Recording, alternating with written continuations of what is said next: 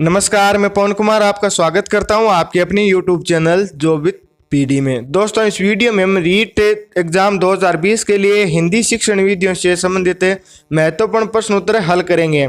दोस्तों, ये सभी प्रश्न हैं जो हम इस वीडियो में डिस्कस करेंगे, ये सभी प्रीवियस एग्जाम्स में किसी न किसी रूप में कई बार दोस्तों पूछे जा चुके हैं। तो जिस भी एग्जाम में हिंदी की शिक्षण विधियों से क्वेश्चन आते हैं वहाँ 100% चांस बनते हैं कि ये वही क्वेश्चन होंगे जो इस वीडियो में हम डिस्कस करेंगे। इनके अलावा दोस्तों इनसे संबंधित और जो भी क्वेश्चन बन सकते हैं वो भी मैं इस वीडियो में बताऊंगा। यह अपनी शिक्षण विधियों का पार्ट फर्स्ट है और आगे भी शिक्षण विधियों से जुड़े महत्वपूर्ण प्रश्न उत्तरों को लेकर हम वीडियो बनाते रहेंगे। तो मेरा आपसे निवेदन है कि आप हमारे साथ जुड़े रहें। यदि आप शिक्षण विधियों से जुड़े हर पार्ट को देखते हैं तो मैं आपको यकीन दिलाता हूं कि आपका शिक्षण विधियों से संबंधित भविष्य में कोई भी सवाल है वो गलत नहीं होगा। इसके अलावा दोस्तों हमने रीट एग्जाम 2020 के लिए पूरा ऑफिशियल सिलेबस सब्जेक्ट वाइज है और पिछले बार के पेपर और 2020 के लिए मॉडल पेपर भी दोस्तों इस चैनल पे अपलोड किए जा रहे हैं। तो आप उन्हें देखने के लिए आप चैनल पे विजिट कर सकते हैं या उनका लिंक मैं आपको नीचे डिस्क्रिप्शन बॉक्स व कमेंट बॉक्स में दे दूंगा, तो आप वहां से भी वो official syllabus previous year exam paper भी देख सकते हैं। इसके अलावा दोस्तों अगर आज का वीडियो आपको पसंद आए तो वीडियो को लाइक और शेयर करें और ऐसे महत्वपूर्ण वीडियोज पाने के लिए चैनल को सब्सक्राइब भी जरूर करें। चलिए दोस्तों शुरू करते हैं आज का ये वीडियो। क्वेश्चन फर्स्ट है दोस्तों, ये काफी मोस्ट इंपोर्टेंट क्वेश्चन है। जो इसका आंसर है इस विधि से संबंधित दोस्तों कई बार एग्जाम में क्वेश्चन है पूछ लिए जाते हैं। इसी विधि से आपने है वो पढ़ाई अपनी कंप्लीट की है। तो क्वेश्चन फर्स्ट है, वर्तमान समय में कक्षाओं में पढ़ाने के लिए किस विधि का उपयोग किया जाता है, उस विधि का आपको नाम बताना है। ऑप्शन ए है आगमन विधि, ऑप्शन बी है निगमन विधि, ऑप्शन सी है प्रश्नोत्तर विधि, ऑप्शन डी है डाल्टन विधि। तो इसके लिए दोस्तों सही आंसर हो जाएगा वो है आंसर बी, निगमन विधि है दोस्तों। इसका प्रयोग है वो वर्तमान समय में कक्षाओं में पढ़ाने के लिए किया जाता है और इस विधि का प्रतिपादन या जनक है वो प्लेटो को माना जाता है। इस विधि में दोस्तों होता क्या है कि छात्रों को पहले तो नियम बता दिया जाता है, उसके बाद में दोस्तों उससे संबंधित है कोई उदाहरण है वो दिया जाता है। जैसे दोस्तों साइंस, अगर कोई टीचर साइंस पढ़ा रहा है तो पहले बल है तो बल की आपको परिभाषा बता देगा, फिर बल का कोई एग्जाम्पल दे देगा। तो दोस्तों जो वर्तमान समय में पढ़ाने के लिए जो स्कूलों में जो विधि काम में ली जा रही है वो दोस्तों निगमन विधि है। और दोस्तों इसकी विशेषताओं की बात करें तो इसमें समय की बचत होती है, अध्यापक है वो इस विधि को ज़्यादा प्रयोग करते हैं और यह विधि दोस्तों सिद्धांत से उदाहरण की ओर जाती है, यानी इसमें पहले नियम बताया जाता है फिर उदाहरण है वो बताया जाता है। तो यानी दोस्तों अपना क्वेश्चन फर्स्ट के लिए ऑप्शन बी है वो राइट हो जाएगा, यानी वर्तमान में कक्षा में पढ़ाने के लिए दोस्तों निगमन विधि का प्रयोग है वो किया जाता है। दोस्तों ये काफ़ी इंपॉर्टेंट क्वेश्चन है, आप इसे रट लीजिए अभी इसी समय, एक बार वीडियो को और बैक करके आप इस क्वेश्चन को आप जरूर देखें। दोस्तों सेकंड क्वेश्चन है, पाठ्य योजना में प्रस्तावना का महत्व है। ऑप्शन ए पूर्व ज्ञान की जांच के लिए, ऑप्शन बी छात्रों को नया ज्ञान करवाने के लिए, ऑप्शन सी पाठ का विकास करने के लिए, ऑप्शन डी भाषा कौशल के लिए। तो दोस्तों इसके लिए सही आंसर होगा वो है पूर्व ज्ञान की जांच के लिए है प्रस्तावना का महत्व है।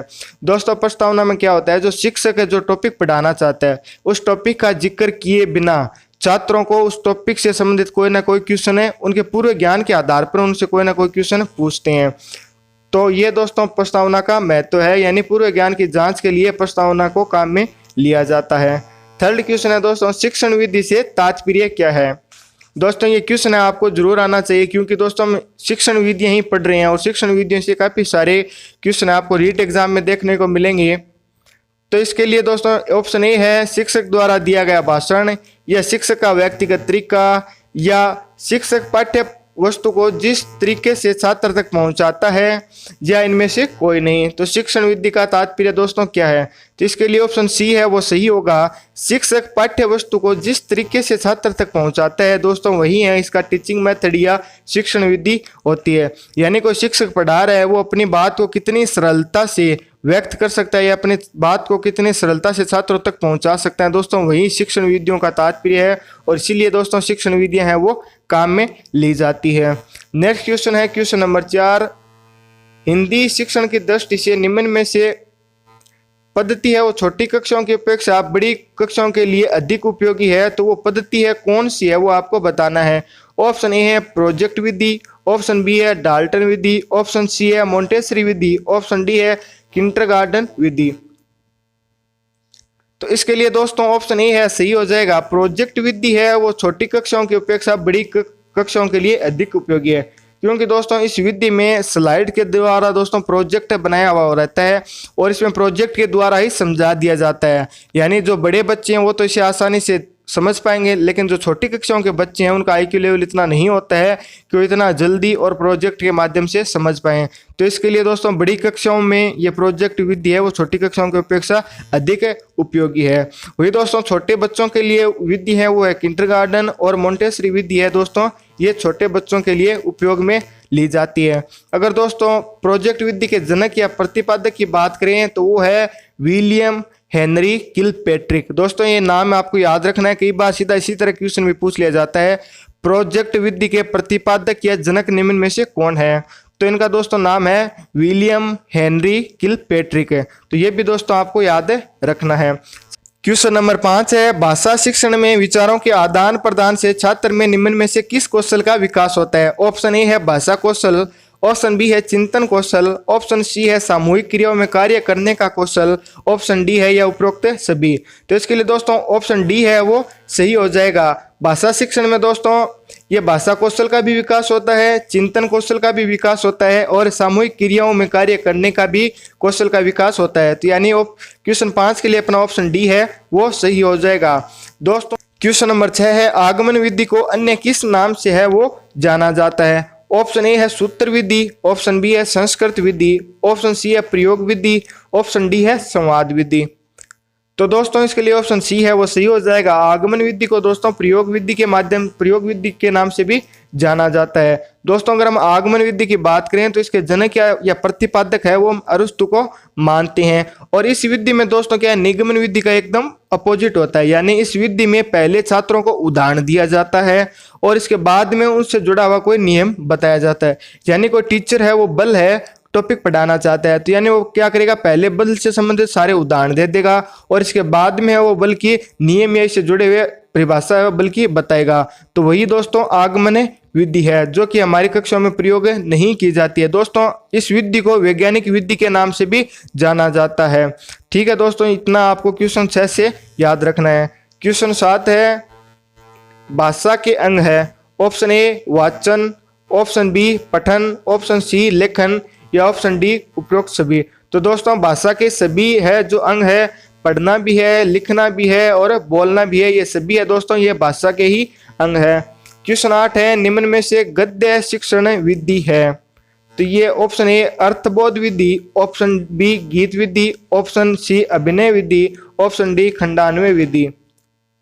तो इसके लिए दोस्तों ऑप्शन ए है वो सही हो जाएगा। अर्थबोध विधि है दोस्तों वो गद्य शिक्षण की विधि है। यानी क्वेश्चन 8 के लिए अपना ऑप्शन ए है वो राइट हो जाएगा। अगर दोस्तों ये वीडियो आपको पसंद आ रहा है तो प्लीज वीडियो को लाइक और शेयर जरूर करें और हमारे साथ जुड़े रहने के लिए चैनल को सब्सक्राइब भी जरूर कर दीजिए।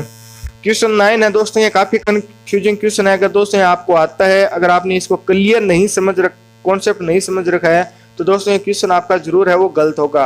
तो दोस्तों क्वेश्चन इस प्रकार है, भाषा सीखने का स्वाभाविक और मनोवैज्ञानिक क्रम है वो निम्न में से कौन सा है।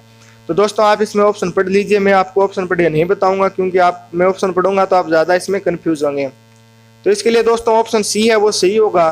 सुनना, बोलना, पढ़ना, लिखना वो है भाषा सीखने का स्वाभाविक और मनोवैज्ञानिक क्रम है। दोस्तों इसे LSRWB कहा जाता है, जहाँ पे दोस्तों L का मतलब होता है लिसन मतलब सुनना, S का मतलब होता है स्पीच यानी बोलना, R का मतलब होता है रीड यानी पढ़ना, W का मतलब होता है राइट यानी लिखना। तो यह दोस्तों मनोवैज्ञानिक और स्वाभाविक भाषा सीखने का क्रम है LSRW। आप इसके माध्यम से भी आप इसको है वो याद रख सकते हैं। क्वेश्चन 9 से आपको इतनी जानकारी है वो याद रखनी है। नेक्स्ट क्वेश्चन है क्वेश्चन नंबर 10, मौन पठन के तत्व है निम्न में से कौन कौन सी हैं। तो ऑप्शन ए एकाग्रता, ऑप्शन बी धैर्य, ऑप्शन सी अर्थबोध, ऑप्शन डी उपरोक्त सभी।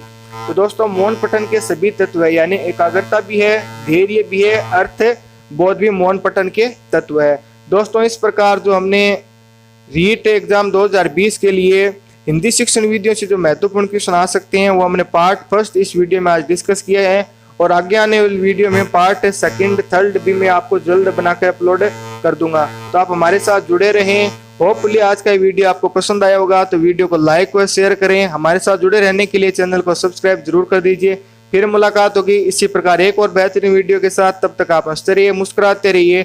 जय हिंद, जय भारत।